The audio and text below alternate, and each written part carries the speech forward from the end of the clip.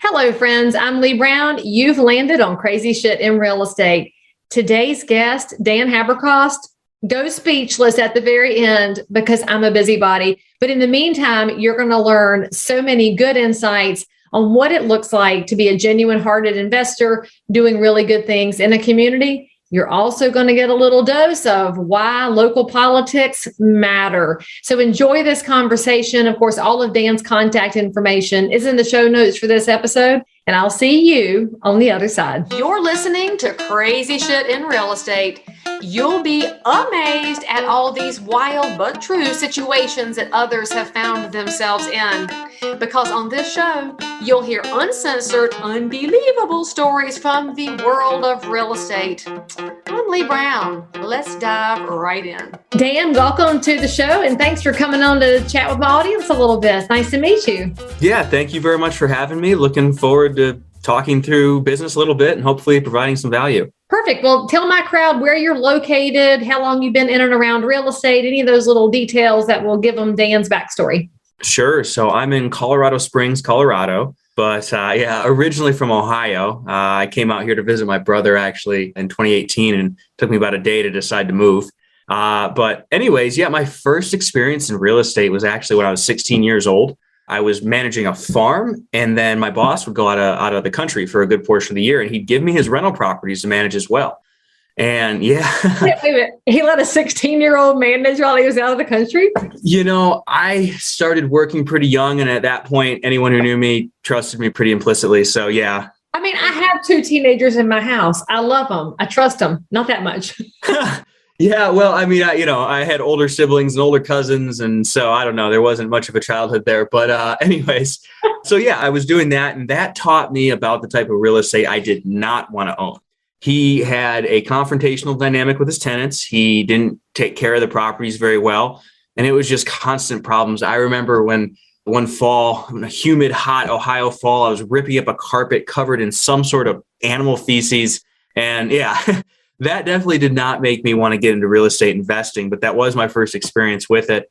Fast forward through high school and college, worked a number of different jobs while going to school. And then it was around 2021 where I saw myself falling kind of in the same path that everyone else in my family and really that I grew up around did, which was just going to school, getting some job they hated, working for someone else. Older sister's an architect and works 80-hour weeks and doesn't really make much money, contrary to what most people think. And so I said, okay, well, how do I take all this experience I have and start some sort of business or do some sort of investing that will allow me not to have to work for the next 40 years for a low wage? And so I started reading different books, read about equities, investing. And then like everyone else, I read Rich Dad, Poor Dad.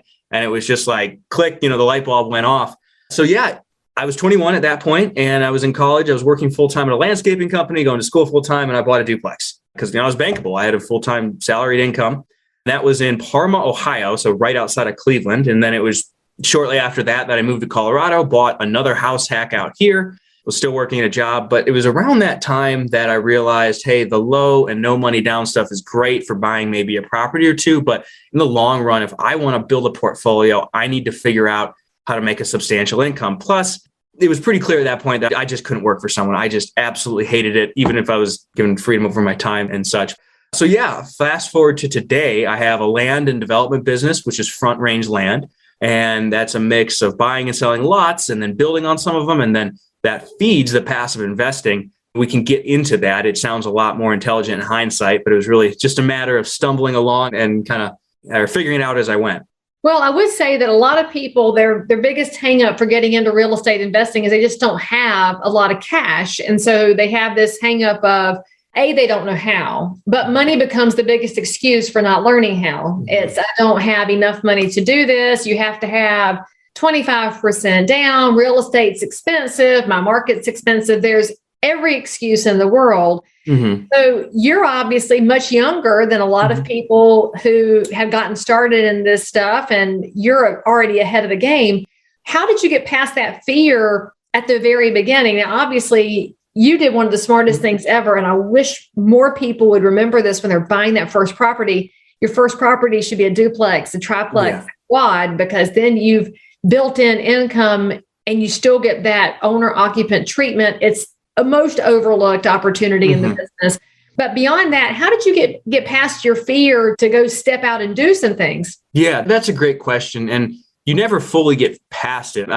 We all become our parents in some way or one way or another. And I keep catching myself being like my dad. I'm definitely a worrier, and he was the same way. But I think as cliche as it is, it's really a matter of the reason that you want to do it being stronger than that fear. And for me, again, seeing the paths that many of the people I grew up with took, that's just, no, I don't care if I'm afraid, I'm going to go figure it out. And also thinking through what could go wrong and planning for it is a big part of that, because when things go wrong, you have a plan. Just like when people constantly talk about, well, hey, is the market going to crash? Well, I don't know for sure, but I do know that I have a plan. I put aside reserves. I set up my personal financial situation in a certain way, so I feel more comfortable about continuing to do business, even though we're in a wild market. And the same would apply just for getting started.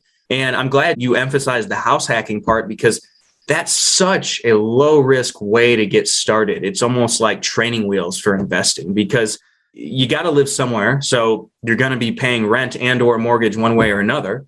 And so if you go and buy a duplex or even a big single family house and rent out all the rooms or the extra unit and cover most, or if not all, your mortgage, it just gives you freedom to pursue other things. That for me was a big part of what allowed me to leave my job and get my active business started. So once I had moved out here, I had the duplex in Ohio, and then I had a big single family house out here that I was house hacking. I had no living expenses. And so it was because of that I was able to leave my job and go pursue building front range land. So really, it comes down to proper planning, and then also just having a strong motivator for doing it in the first place. Because if you don't, you're not going to deal with this. I love the title of your podcast, because all too often, those of us who've been in business for a while talk as if everything goes well all the time, because we're just used to it. But the reality is you're going to get kicked in the teeth nonstop all the time. That's the only thing that's guaranteed. So yeah, proper planning and having clear motivation for why you're doing what you're doing.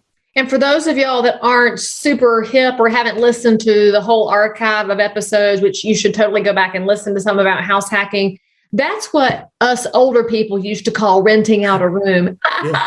Yeah. But young people call it house hacking. And essentially, if you buy a 4-bedroom house, Dan lives in one, rents the other 3 bedrooms out, and shazam, it will more than pay for itself. Mm-hmm. And we see this all over the marketplace. And especially now that there's such a shortage of rentals and rooftops, it's a more creative way to find housing, especially if you're single or if you're, say, travel nursing, or you're a contractor type person who really just wants to lay your head down at night. It can work. And so it's something that is well worth keeping on your radar. One of the things to keep in mind, though, is if you buy a property in a neighborhood, check the covenants and restrictions and make sure the HOA isn't going to come beat down the door when some nosy Nelly neighbor gets mad.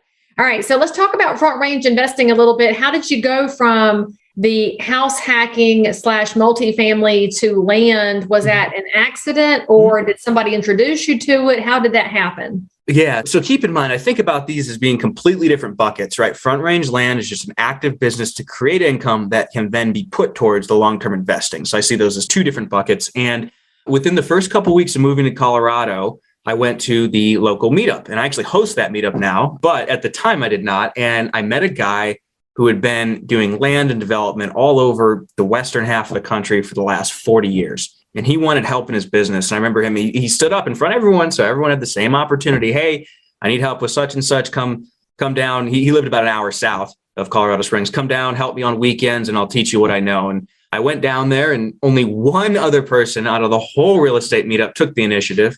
And he gave up after a week or two. And I remember it was so clear to me. He just started showing me some of the projects he had going and a house he had being built and so on and so forth. And I'm like, this guy knows everything that I want to know. And so that was my original intro into land specifically and building of houses. And really, I just every weekend would drive an hour, go work with him, learn from him. And eventually we started doing business together. And now we're just friends and invest together. So that's what initially got me into land specifically. Okay, well, we're in a marketplace right now, and we don't know when the market's going to cool off. We just know that it will at some point, because real estate is a living, breathing thing that goes through good cycles and sideways cycles and then rough cycles. And it's just going to happen, friends. Quit thinking this always goes up. Yeah. So when you're planning for a future and you happen to already be a worrier and you're setting aside your reserves, knowing the market's going to change, when you've got a land business that funds another real estate business with investments on two ends, and you're doing some building and developing, what are you doing right now to position yourself for any changes in the market, whether they're good, bad, or in sideways? Yeah. Okay. I'm trying to bookmark because I have a lot of different responses I want to make to that, each in my head here. So first and foremost, my personal living expenses are very low, right?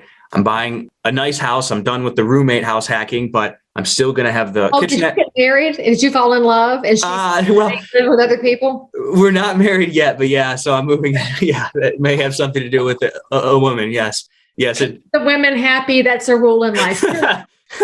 Yeah. So it definitely has something to do with her. But anyways, so we're moving in together, but I told her we're still going to rent out. I'm having the basement kitchenette put in, and it'll be its own unit. That'll cover a big portion of the mortgage, and then take my other rentals and add those in. And that just about covers all living expenses alone. So I'm not really dependent on the active business. Then additionally, I always keep a good chunk of cash in the bank. And then with the land, the time of exposure is so brief on the flips because I'm closing on these and reselling these usually within a few weeks, sometimes a few months. And when I sell them on notes, right, where I carry the financing, I make sure their down payment gets all of my capital and or almost all of my capital out.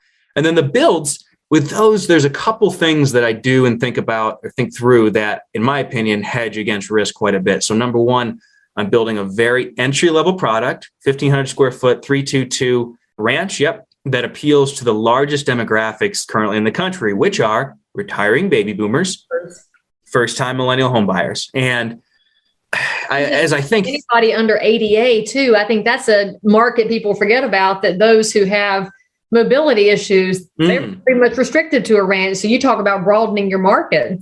Yeah, that's a great point too. And I think a lot, okay, if the market does crash, the boomers are still going to want to retire. A lot of them would even be more likely to downsize and move to a smaller product.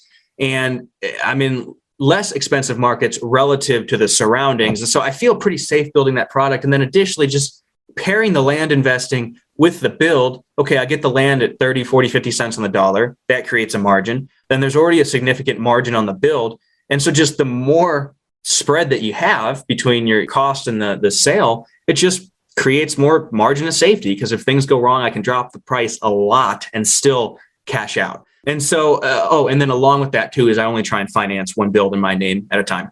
I just get partners, give up some of the profit, and then do others with partners. And so those are the things I think about as far as hedging risk of recession. Hey, y'all, just going to take a quick break from this conversation to let you know about the sponsor of today's episode. That sponsor is, well, frankly, it's me. It's Leigh Brown University.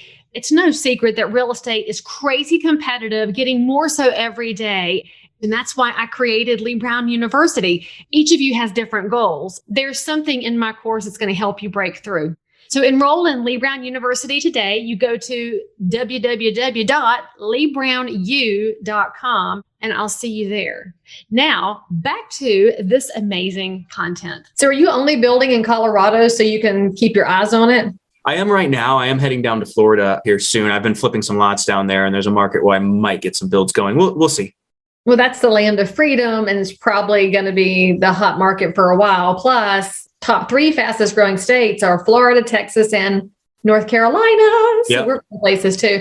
So if I were going to look for lots and do what you do myself, how do I find these people, and how are you reaching out to them? Are you sending letters in the mail? Do you go visit with them? How do you let them know that you're not some skeezy scam artist? Yeah. Oh, that's a great question. So we have a frequently asked question sheet with the whole process and then the title agent contact info right on it. Yeah, that's the first thing I have my acquisitions managers send to sellers, because, hey, you don't have to trust us. We're using a title company, and we can't, going through a title company. They're the trusted third party. You don't have to worry.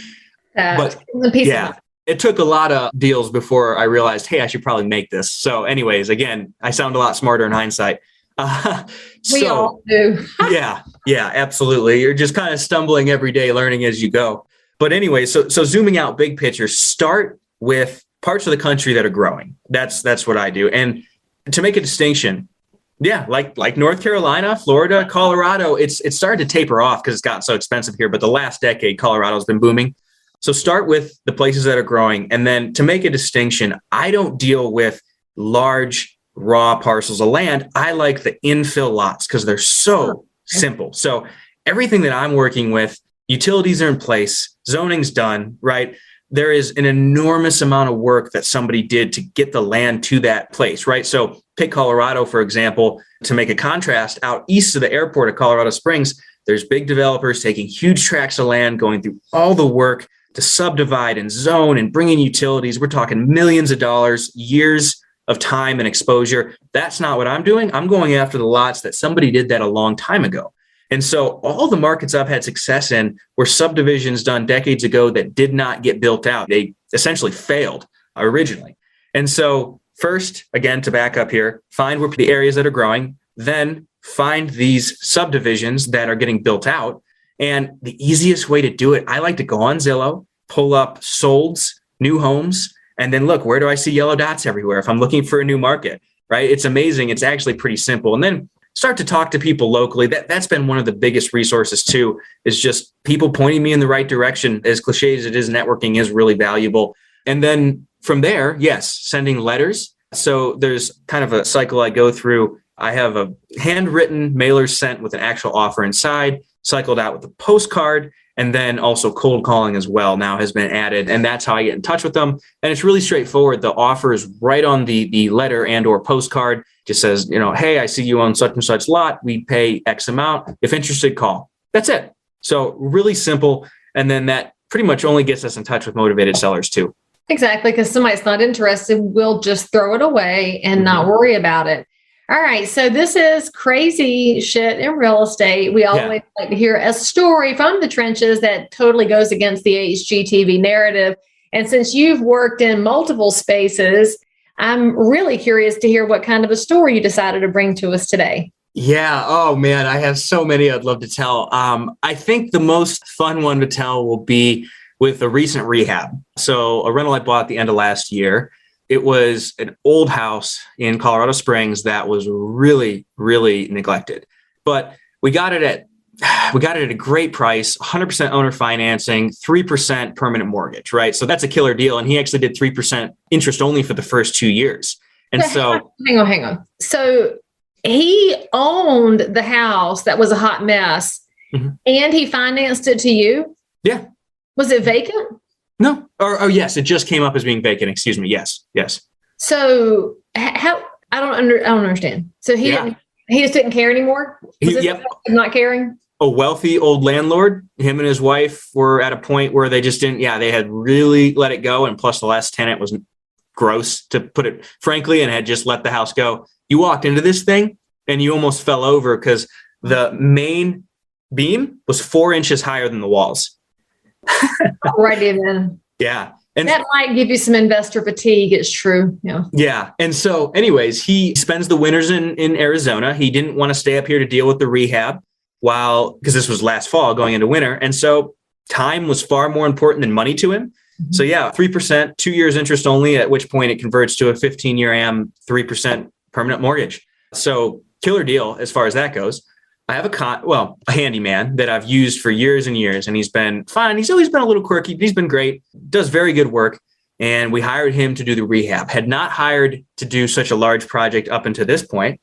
But long story short, we're in the middle of replacing the sewer and water line. The whole front yard's excavated. And this is an infill 1/4 acre postage stamps lots. So the whole front yard is dug up. We want to do this as quickly as we can. And I get a call from his assistant. His assistant's going crazy. Dan, I don't know what happened. Jeff got arrested.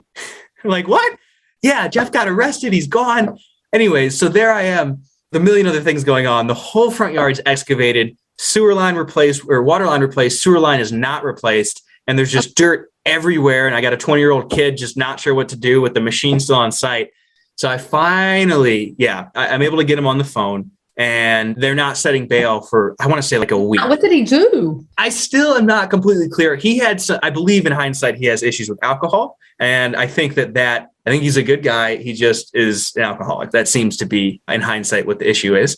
So anyways, had to scramble to get someone over there to finish the sewer line, cover up the hole, and then ended up meeting him at the local jail the next morning because I needed an update. There's all these things half done and it's all in his mind. I don't know how to communicate to anyone. Anyways, meet him at the county jail. He starts bawling his eyes out in front of me. No one had come to visit him and he had no one helping him. So I gave him some money on his account. Yeah, this was Good job. this was so uncomfortable. So I gave him some money on his account.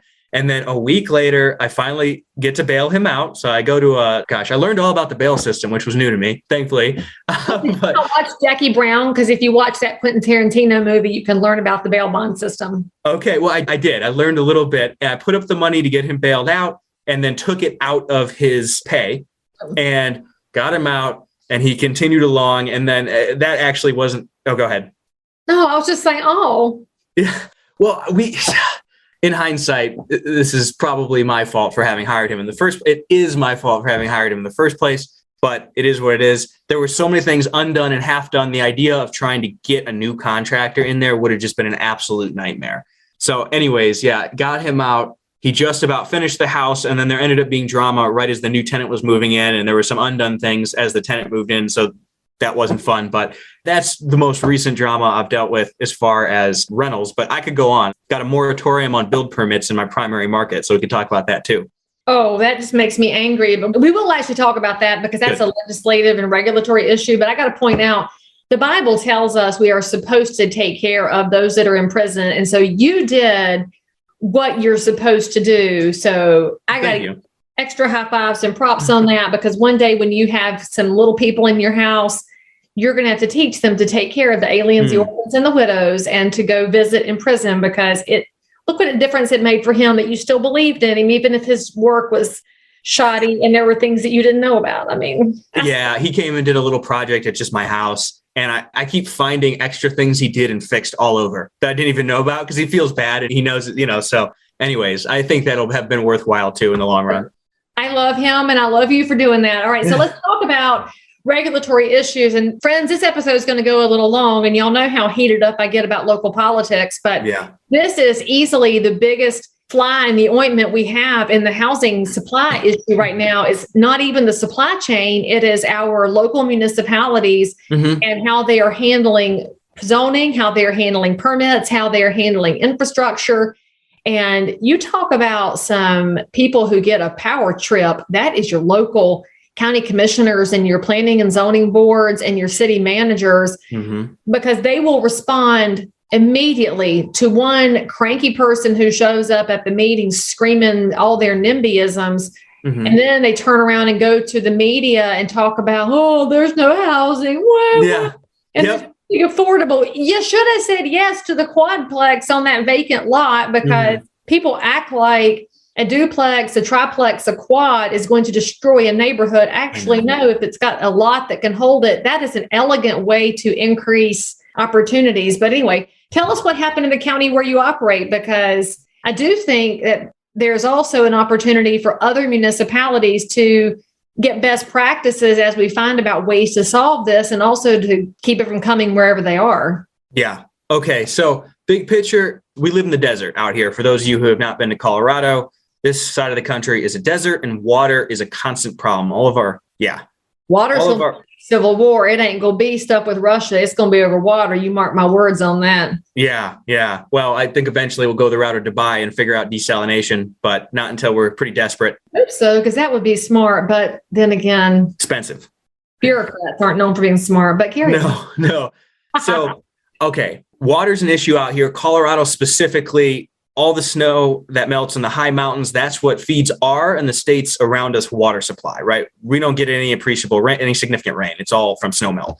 And so water's been a big issue. The snowpack's been pretty low the last few years. Plus, the city I'm in knew for a long time that they were running low on water. But governments aren't very forward thinking. They think in, 1, 2, sometimes 4-year term limits. Yeah. So they were running low on water. The market I'm in started to grow very quickly, and out of nowhere, I'm flying home from Florida just from a vacation. It was a great time. Yeah, and when you land and you suddenly get a bunch of text messages, right? Because you get service again. I was on a layover, and all of a sudden my phone blows up as I land. I have all these texts from my acquisitions manager, from friends of mine in the market. Something is horribly wrong. And to put it in perspective, I had 6 lots I'd already closed on, about $100,000 of cash in those. And then I had another 3 under contract. and then 3 of the ones to buy, and then 3 of the ones that I owned were under contract to sell. So I have a lot in process just in that market with just lots flipping, let alone building. And all of a sudden, just like that, moratorium on new builds for the foreseeable future. And so this was in January. And so that was not a fun day because a lot of ARs I was expecting to come in did not come in. So anyways, it was actually tomorrow that it looks like they're going to be lifting the moratorium. And what we're waiting to hear is the allocation of water taps, how many they will do per unit at a time, and then what the new cost will be. Thankfully, outlook is a little bit more positive than initially expected. So I've been able to sell a lot of those lots. I had a build that was grandfathered in and was building in other markets. So it's okay.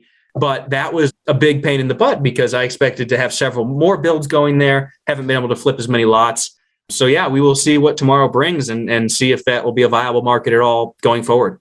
And I'll just point out to all of you viewers and listeners, this is why if you're going to hire a realtor, you hire a local pro because local people know these things, have inside baseball with what's happening in the cities and counties.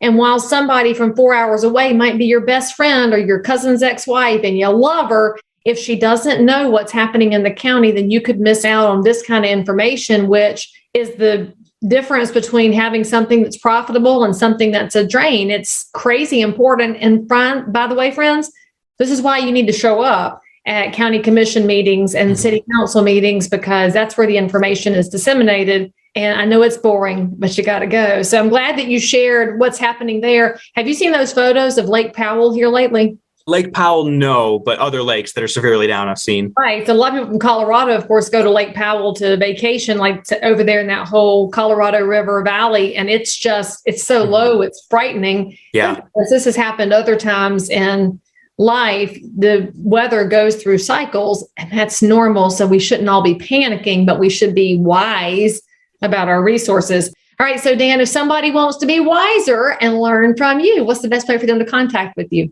Yeah, just go in contact with you. Yeah, social media, Dan Haberkost, Instagram or Facebook. You'll see lots of pictures of projects I'm working on and then the mountains. And then soon to be the wedding, right? Oh, whoa. I don't know. No. Okay. We got a couple more years for that. Hey, wait. She didn't set me up for that. I'm just a proponent of good people getting married and having babies and populating the earth. That's what we're supposed to do. Yeah. You're like, oh God, no. Oh, no. Down the road. I'm 25. I don't plan to have kids until I'm probably in my 30s. So do it when you're 30. Don't wait too long because the older you get, the harder they are. Okay. Interesting. Okay. So thank you for coming on the show. I like how I got you completely speechless there at the end. I win. And friends, make sure that you are subscribing right here. Hit the bell. Give Dan some love in the comments and thank him for what he shared with you today. Most importantly, make sure you come back next time for more crazy shit in real estate. As always, I'm so super thrilled that you joined in for more crazy shit. And if you're a realtor, investor, inspector, lender, or just a regular human being who happens to have an unbelievable story that you need to tell the world about, or frankly, you just need to one-up the story you just heard, then make sure to DM me on Instagram at Leigh Thomas Brown or tweet me at Leigh Brown, or frankly, any social network where you hang out. I'm there. And if you had some fun, then you totally want to subscribe so you don't miss out on any future episodes.